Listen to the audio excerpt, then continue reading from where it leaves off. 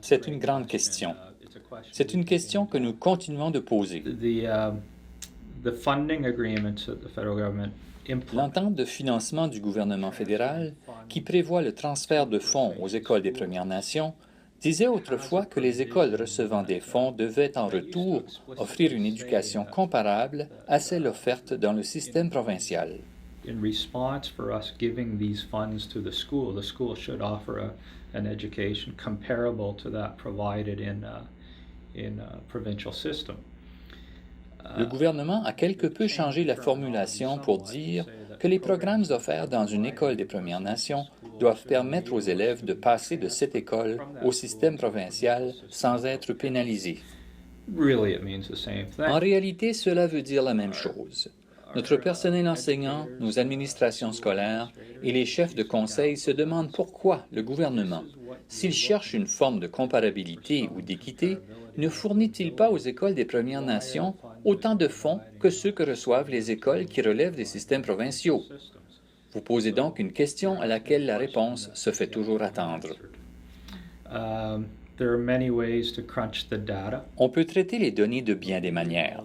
Ce que nous savons, toutefois, c'est qu'à partir de 1996-97, le gouvernement fédéral a décidé d'imposer un plafond à l'augmentation des sommes versées, limitant cette augmentation à seulement 2 % par année.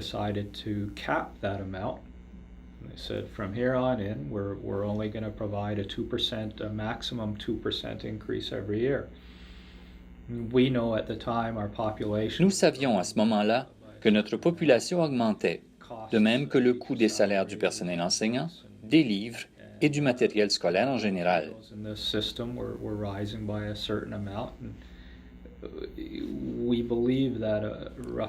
Nous estimions qu'une augmentation de 6,2 % était nécessaire. Nous voici 20 ans plus tard, et le plafond de 2 % pour le financement de l'éducation des Premières Nations est encore là.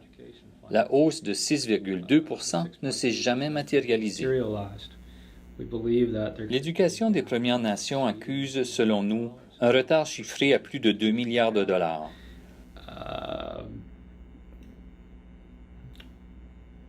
Cela me renvoie à votre question. Pourquoi en est-il ainsi? Pourquoi un tel écart?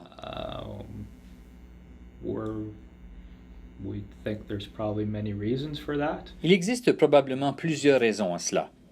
Je ne sais pas s'il y a une seule réponse possible.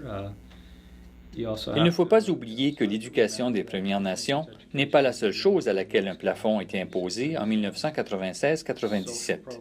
Des plafonds ont aussi été imposés au financement des services sociaux, des gouvernements, du logement et des infrastructures des Premières Nations. Operations and maintenance was also capped. Those caps on funding, Ces plafonds sont encore en vigueur 20 ans plus tard.